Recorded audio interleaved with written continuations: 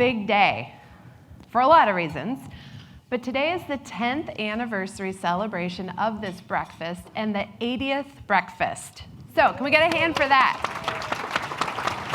And now it's time for me to introduce my co-host this morning. Please welcome Paul Batz. The word goodness is loaded in a really, really powerful way, but there's some fear-based myths that are surrounding this subject. The first one is that it's too religious and has no place in business. I understand that myth, but we proved with research it's not true. Leaders are actually people are drawn to leaders who radiate goodness. So it's my extreme pleasure to introduce you to somebody I've written about a number of times, somebody who has thrived in the most difficult part of corporate leadership, and now who is in the business of spreading hope as the CEO of Make-A-Wish America, Richard Davis. It's so great to be back, and thank you for this opportunity. He was honest in saying, he asked me to do this over a year ago when I don't think I was even working at Make-A-Wish, thinking, sure, my calendar is open, I'll come wherever you want me to. I didn't think about the weather distance, but it was about a 65-degree drop when I flew in here from Phoenix. And I'm just glad to be back here where it feels like holidays again. So thank you for being warm and welcoming. Make-A-Wish is about goodness, but it's in a very different way. The very first wish was 40 years ago this coming April. It was a 4-year-old boy who, by the time he was 7, had a form of leukemia that became fatal. The story is his mother, a single mother, was living in an apartment complex trying to make ends meet with her then 4-year-old son. And the next door neighbors were an older couple, probably my age now, and he was a state trooper for the Department of the Highway Patrol in Arizona. And they kind of took Linda and her son Chris under their wing as kind of the adopted daughter and grandson. They had no kids of their own.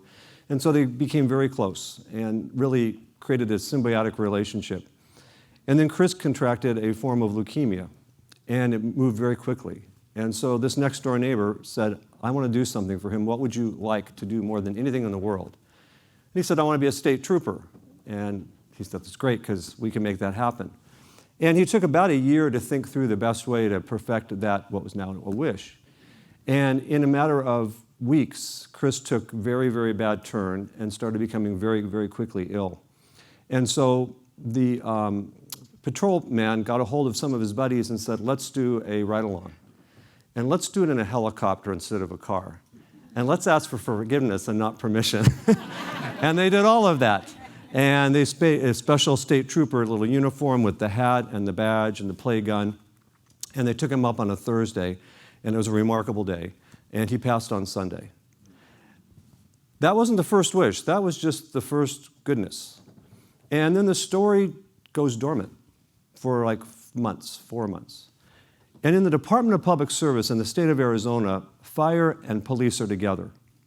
So by a sheer coincidence, the firefighters had this young family with a young boy named Bopsy Salazar, and Bopsy was 8.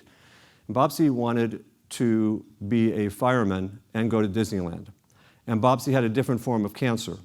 And so they thought about those guys over on the state trooper side and said, what'd you do for your kid? And they said, we did a ride-along and blah, blah, blah. So they thought, we can do the same thing. So they took him to Disneyland, and he rode the fire truck down Main Street.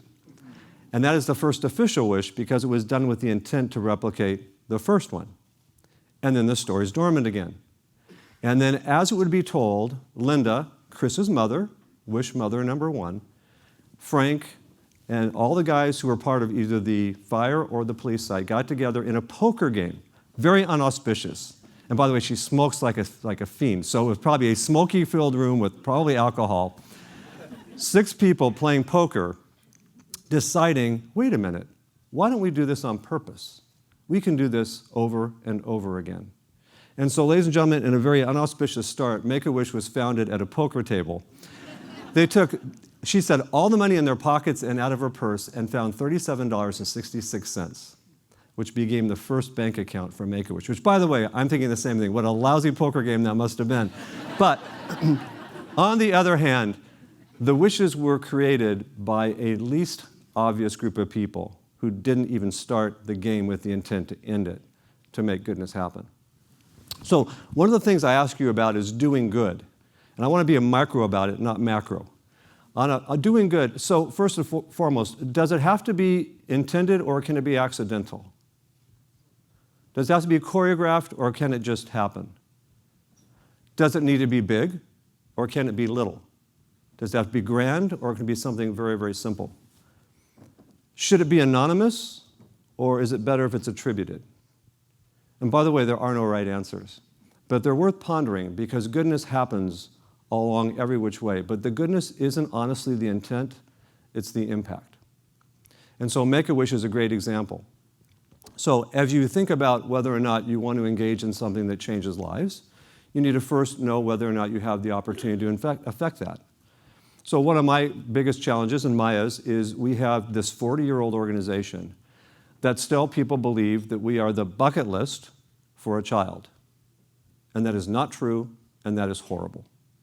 You see, we are not the last wish for a dying child. It started that way because I just told you. It lasted that way for 20 years. But the last 20 have been critically ill children are identified through medical experts to qualify for a wish. The wish is then considered, it's granted, and it changes lives. It changes outcomes better than medicine. And so you see, I start there because we just did a big study of the American people, which we had never done before, and 44% of the American people thought we were the last wish for a dying child. And when they think that, they think, good for you. You're such good people. I'm so glad you're in my life. I don't have no idea how I can help you, and that's kind of sad and morbid, but you go right ahead and do it. And then 56% of the people say, oh, I'm totally up to speed on this. I want to be a part of changing this entire community's life because I see this kid, this innocence that's in some way been taken from them, and I want to give them that hope that inspires them to get through this journey. 71% of our children, 328,000 kids, have been granted a wish. 71% are adults. So you see, it's an entirely different mission. Now, goodness works either way, but I have determined that people are more motivated to do good if they believe there's impact on the other side. They actually don't start it with this, I want to be a good person. That's not a bad idea, but it's better because I want to make a difference. So think first about goodness itself at the micro level and the motivations of goodness, and be clear that one of the most important things is that you want to be able to touch something and have impact. Those are the things that motivate you. You'll talk a lot about the goodness as it works through teams and as large groups of people get together, but there's nothing more pure than an individual who has some motive that changes their reason to take action that they weren't otherwise planning to. After all, some poker party did this already.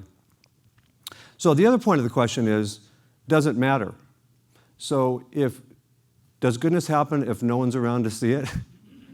Right? And so goodness is first and foremost in your heart. It could start in your head, but it ends in your heart. And one of the things that we want to do in life is to have meaningful, soulful beliefs in what happens in our lives. It's tactical, it's technical, we can write it down, we can experience it, but it's the soul, it's really the character that brings you out into your life, who you are. You know this story, I suppose you have, but David Brooks, who writes for the New York Times, and I've read a number of his things, he has these wonderful story on the road to character. And on the road to character, he talks about the two different kinds of resumes.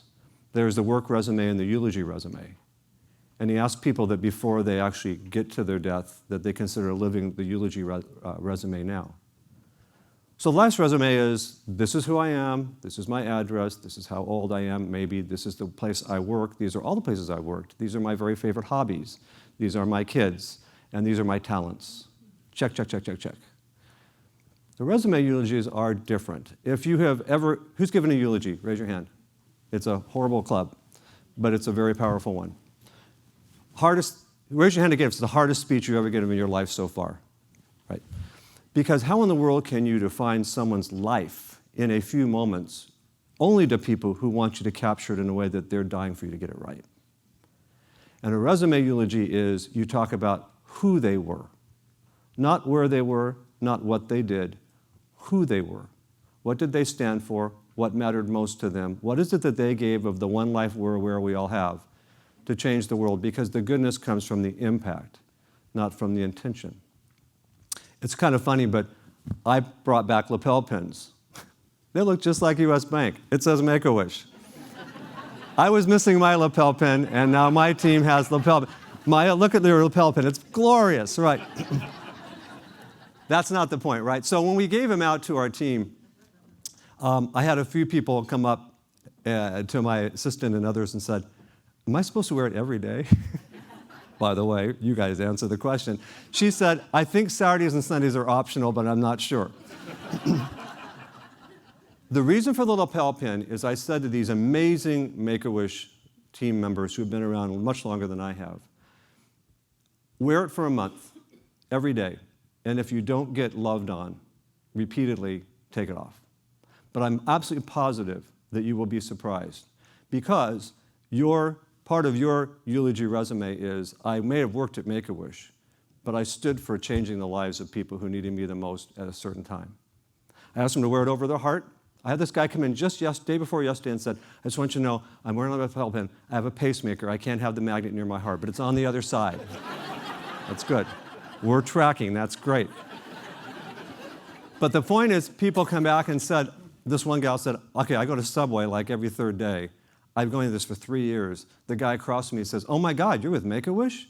My brother was a Wish kid, or the stories go on, and they love on you.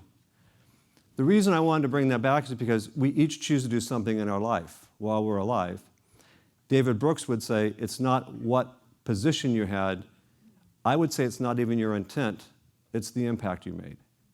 And so I love the idea that goodness comes from whatever the motive is, but it comes in the end with the impact that's created from it. It's funny because in my notes I was thinking about the attributes that really align most with people who are affected by Make-A-Wish. Because you see, we have a community of people that are touched every time a child is affected. I couldn't have built this better, and I'm glad this is up here. But as it turns out, there's a faith about Make-A-Wish. It's not ecumenical faith, but there's two really big reasons people will join with Make-A-Wish. Of the people we asked, 40,000 people, only 18% who have ever given to Make-A-Wish actually knew somebody who was a Wish recipient or a Wish partner. So that means 82% of people gave because they just like the mission, if they understand it better. But it also says that people are interested in becoming part of that community. It starts with faith, but it's, again, not religious. There are some people that give because, you know the phrase, by the grace of God, there go they. I could be a parent and thank God I'm not facing what these people are facing. I'll do anything to help them. It actually ends with future because you said it best, but it's all about the future. We are all about providing hope at a moment in time when it's most important. And we have endless stories of people saying the turning point was the Wish. The ability to get the kid through the chemos or through the therapies was the Wish. The reason they're alive today, completely different and philanthropic, you can bet your life, is because of the Wish. And so it's all about the faith, whatever that means to you, to give that family and that child the chance to believe that there is a future. And that's why it's not a bucket list for a kid. And right in the middle, and I would have put it there anyway, is the family. So consider the circumstances. There are two kinds of Wish kids. They can be anywhere from 3 years old to 18. You can be a child that is born with a situation that is immediate upon birth, and we will find a way to make sure that you have something to look forward to and something to help you through that. That could be cystic fibrosis. That could be all kinds of things that you have. Then there's the diagnosis ones, that the 6.5-year-old kid is fine one day, not feeling well the next, and has a horrible diagnosis the next week. And then when that happens, the family immediately adjusts to the new reality. They understand the medicine, they figure out the right hospitals, they determine their caregivers. They probably bring in faith, whatever that means. They certainly bring in family. But we actually believe we're the last part of the recipe, we're the hope part. Because everyone has to believe that we're going to get through this and use some purpose to get to the other side and then reflect back on it.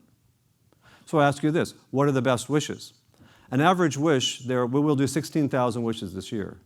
The average wish can cost about $5,000 in cash and another 4 or 5 in kind, where people will donate parts of the event. They can be as small as a simple animal, and they can be as big as going to the 2020 Olympics in Tokyo. Now, when a 4-year-old is sought out to say, what is your wish? And they say, I want to go to Trinidad, Tobago, we're pretty sure it's not their wish. So there's a real skill that Maya's team has created. We have volunteers and very talented people who will do the wish discovery. And so once the kid is qualified, whatever age they are, we bring them in and we ask them, what is it you really want? you can wish for anything. You can be saddened by the fact that there are many kids who wish just to go to Target. There are kids who want the most simple things you can imagine. Then there are some who have very complicated wishes that are almost impossible. We've never been denied. There are no major celebrities that have ever turned us down. And some of the best celebrities that I won't tell you have done dozens, if not hundreds of wishes, and they don't want you to know about it. I think that's goodness, because they understand the impact to that child. It has nothing to do with them. But you see, the wishes can be complicated or simple.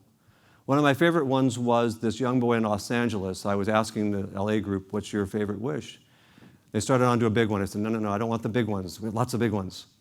But I said, tell me the simple one. And this young boy, 7 years old, he's wheelchair bound for life.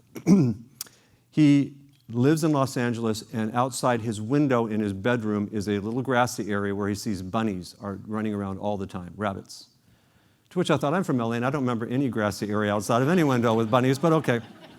And his wish was to have a bunny, so they brought him in, and they brought him into the wish house. There's wish rooms, wish houses, wish castles, all very special places. And they said they emerged 2 hours later with all the expertise they could possibly muster and said, okay, he wants a boy bunny. How uninspired. They went to find out that as they pulled the string that really the issue was he wants a bunny because he knows he'll never walk, but the bunnies run quickly and he wants to be like one day. And okay, since I'm a boy, I'll give you that, but knock it off. That's what I want. You see, one of the things that says it has to be the real true wish. It can't be the adult's view of what they think the kid wants. It can be a bunny. And so I said to them, well, what'd you do? They said, well, we got the best cage any bunny ever had. We got the healthiest bunny we could find. I don't even know how long they live. We endowed the bunny's food for life. Yay! $476.50. Brilliant. People at Make-A-Wish are said to extraordinary people do extraordinary things. And in the category of goodness, I have corrected that because I'm the newest guy with a different lens, and I said, check that. Ordinary people do extraordinary things. Stories like about a month ago on an airplane flying from Atlanta to Orlando, one of our board members was on the plane. And Orlando is, of course, a big destination for the Disney. And I hope you've been in places where at the gate agents will say, we have Richard and his family, they're going to Orlando, they're the Wish family, and people cheer, you get on the plane, the pilots make a big deal of it. But in this case, they made that announcement. The family of 4, Richard, his sister, and mother and father, came on. And I love this story because it happens again and again. And as soon as they walked into the plane, 4 people in first class who didn't know each other, motivated together, got out of their seats and went to the back of the plane. So people are always finding extraordinary ways and moments they didn't expect. It wasn't choreographed, it wasn't planned, it just was. How about in New Hampshire, the whole state of New Hampshire, which I'd never been to until Make-A-Wish, I didn't even know where it was. Honestly, I couldn't have found it on a map. The whole state of New Hampshire, all the police chiefs of every city in New Hampshire have convened to agree that every child that ever goes on a Wish event to the airport will get a full police caravan. Always. And so I walked over to the police chief who coordinated all this at their breakfast once, and I walked over, I immediately gave him a hug, which police officers don't like. And he said how much he loves this role, and he said, the thanks is all mine, because I have people on my force now, and all the police personnel in the state of New Hampshire love working and living here in part because the state believes that much in the kids. And so this transforms itself because you realize the wish is different. It's not necessarily what you think it is. We have one of our best partners is WWE, which I've never predicted. And they do 700 or 800 granted wishes a year. Kids love these superstars. And so we had a very rare moment where at our national office in Phoenix, we actually had one of the kids come up in a limousine. We brought him in. He was going to go that night, Monday night, to the WrestleMania in the Phoenix Convention Center to meet Ronda Rousey. Is that a name some of you know? And that morning, he came to our offices because I wanted the whole staff to get close to a wish, and we were banners and screaming from the rafters and all that. And we had Sasha Banks and Seth, doesn't matter. Say what? Rollins. Well done. Thank you. Seth Rollins. That's a WWE guy. So they were both in the lobby, and they were sitting at the reception desk looking like they worked there, and they had their back to the door. So the boy comes in, we're all screaming and yelling, and they said, you have to go check in. He walks in, he sees them, they both turn around, and he's 10 years old, he does in a perfect WE manner, he falls straight onto the floor. So he gets back up, and we walk him into a side room, an ante room, because we're a cool company now. I'm sorry, guys, we weren't that cool at US Bank. A big game room with foosball and all that stuff, right? And so we walk him in there, and Saja and Seth are standing about talking to the 10-year-old boy. Two things about that story as I close. And in that room was a 21-year-old man who 7 years before, at 14, was also a WrestleMania fanatic. And his wish was to meet some of the superstars. And 7 years ago was when WrestleMania was last in Phoenix. And this 21-year-old man, healthy as a horse, had exactly the same situation, physical malady, that this 10-year-old boy was living with right now. There to expose him to the idea that this will work and this is going to happen. So as I close, I brought up Sasha, who is a very strong woman. And I walked over and I positioned myself in front of her. I said, I want you to know how much this means to us. And you doing this is very, very special. And so I even squared up with her and I said, look me in the eyes. I said, you're changing lives. Now, I thought I'd nailed it. She repositions us. She's twice as big as me, 3 times stronger. She grabs me by the shoulder. She says, look into my eyes. Okay. Don't hurt me. She said, I have done 28 wishes. She said, but the first one, I went to bed on the night that I granted the first wish. And she says, and I realized that I was somebody's wish. My whole life, I do what I do, and somebody else wants to meet me as their wish. And the pleasure is all mine. And so you see, from her perspective, I was thanking her, and she wanted me not to do that because it was not an intention that she did it for, it's because of the impact. And so you see what's real special about goodness is we have kids that are managing through things you and I will never want to. We have parents and families who will never deserve to go through this. But if we can introduce a community of people around them, whether they know them or not, that care about them and love them, support them and believe in the future for them, because we will have the faith that this will work out. There's quite nothing like it. And the very most impressive thing about Make-A-Wish in the last couple of years is up until now, the kids' choices have always been, I want to see something, I want to have something, I want to meet someone, or I want to be someone. And just recently, this new set of kids instead want a 5th category, I want to give something. And so when the wish maker on your table, and don't go to it now, I will ask you to take a look. Our centerpiece today in this series is to talk about the kids who want to give back to those who are facing the same circumstances because they believe their future is already back in hand and they want to guarantee it for somebody else. So I'll close with the first questions. If you have a wish and doing good are related, does it need to be choreographed or is it okay that it's accidental? Does it need to be big or can it be simple? As you think about it, does it need to be attributed by name or anonymous? And the answer is it doesn't matter because it's not about us. It's about the impact that goodness creates.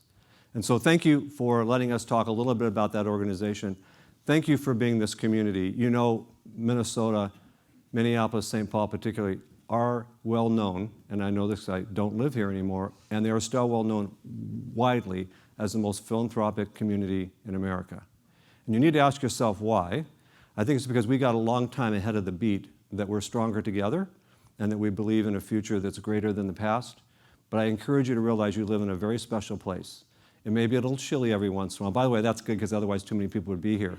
But you live in a very special place. More importantly, you wake up every morning and you convene and commune with people in a community that all believe what you believe in. And I've never seen anything like it, not before and not since. And so it's an honor to be back, and take good care of yourselves and take care of this community because it's very special. So Paul, come on back up, and I think you want to do a couple of questions. So many of you in the room have a connection with Richard from his life here in Minneapolis, St. Paul, and at U.S. Bank. And so we picked a couple of things that we're going to revisit here. I'd love it for you. Will you please explain to us the 2-minute story about the meeting outside the Oval Office? Well, that was the night, you remember 60 Minutes, the night before President Obama called the banks fat cats. Mm-hmm. So we weren't going in with the expectation of big love. Yeah. We didn't get it. Mm-hmm. What happens is when you go into the White House, the Oval Office is to the right of the White House, and we gathered across the street, across the mall at a bank building, and we were about to walk across the mall and then in the gate and in front of all the media. This wasn't our first meeting. And so there was an importance that we had a certain solidarity about us, and that, we all competed. So we respected each other, but I don't even think we liked each other. We just respected each other and felt that we were always competing. We talked, Paul, before we walked in, that there's 2 things. We need to look like we're together, even if we're not, and we need to speak of one voice. And so the idea of pausing for a minute and laying down the gauntlet and being one voice for what we believed was the right thing at this moment in time for banking was what inspired us to just pause and collect our thoughts and not be competitors for at least an hour. He still wasn't very nice to us, but it was a good try. Yeah. Well, it's still extraordinary. That's rare air to be a part of. It was rare air, but we knew it. Yep. But we also knew that we had a chance to make something productive out of what would otherwise be a less productive meeting. I'll leave with this. We took a vote who's going to go first, because walking down the mall, they had cameras everywhere, and we walked through the gate. And as it turned out, John Stumpf and I agreed to go first. And we got to the gate, and they opened the gate, and then you walk toward the Oval Office. True story. There's a driveway and a walkway to the front door of the White House, and then there's a driveway straight up to the side doors of the Oval Office. We had no idea which door it was. None. And we got through the gate, and I said, "Oh my God, which door is it?" He said, "I have no idea." We didn't move our lips because and so we looked over and we said to one of the paparazzi guys, I said, "Are we going this way or that way?" He said, "That way." And honest to God, we could have walked right up to the front door and knocked it. Where the hell are we? So there was a lot less, it was less auspicious than you think. Well, you mentioned John Stumpf, and he was the CEO of Wells Fargo. Correct. And right during the middle of the How Goodness Pays research project, Sean McDonald, who's in the room here, sends me this early morning story he read online about your words in regards to making sure that U.S. Bank people didn't prey on Wells Fargo's customers. Right. Can you talk to us a little bit about that? Yeah. For me, that was one of those seminal moments where you go, okay, that defines it for me. Super simple for me. The employees at Wells Fargo, just like the employees at U.S. Bank, work really hard, and they don't deserve to be a victim of any headlines. Mm-hmm. They don't, not one of them. So the issue was more inspired by the fact that all of us every work come to work every day to work hard. If something happens that we can't control, we deserve not to be brought into that. So in this case, the goal for the U.S. bankers was not to do that, do unto others, basically, mm-hmm. and to respect the fact that the industry will be stronger if we all support that as opposed to take that as an opportunity to be a victim or a predator. And I would do it again. I didn't think it was profound when we said it, so it seems so simple, but I'm glad we did, and I think both banks are going to be just fine. And can you talk just a little bit about the ripple effects then on you? You didn't think it was profound, and I didn't. then... Yeah, well, people like you would call and say, "That was really cool, you said that," okay. And then I had people say, I had some shareholders actually say, "You're out of your mind. How could you wait for moments like this? What in the world are you not taking this chance to go in?" And I just appreciated their thoughts and said, "Thanks for sharing, and bye." I mean, that just wasn't, that just wasn't going to change my mind, but thank you for sharing. But yeah, it wasn't universally accepted as a great idea. Yeah. Yeah. Oh, well. You and I met in the context of your leadership at U.S. Bank. You were changing the culture. You wanted to create strong teams at the top that believed in things like the grandmother clause. Right. What did you learn at U.S. Bank that you're taking to your role at Make-A-Wish? By the way, when Sandra told me you were going to be the one working, I thought, but I want you, Sandra. Who's Paul? I thought, I'll decide if Paul's good enough. You were more than good enough, but that was my introduction to you. Meeting over. I love it. Look, the difference between the two, I'll make this quick. It's not U.S. Bank to Make-A-Wish. It's for-profit, not for-profit. And I do want to give you guys this. I was of the mind that there was a lot more difference between the two. There's not. Good financial acumen is good financial acumen. Good governance, good governance. Mission is different. And so you guys, At U.S. Bank, your mission is to help people get through their lives more smartly and give them the guidance they need on something they don't understand very well.